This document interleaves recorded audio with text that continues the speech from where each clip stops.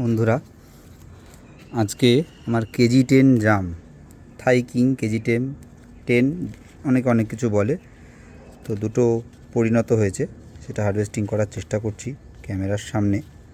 তো আমি প্রতিটা ফলে আমি আপনাদের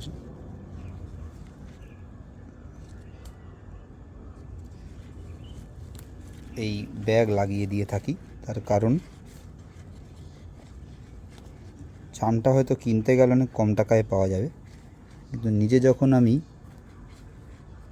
গাছে করছি এটা আমার টাকা দিয়েও পাবো না, অনেক দাম, আমার কাছে অনেক মূল্যবান। তাই তো দেখুন আপনারা, এ হচ্ছে আমার 4টে আঙ্গুল, কতটা বড় বড় হয়েছে আপনারা খালি দেখুন।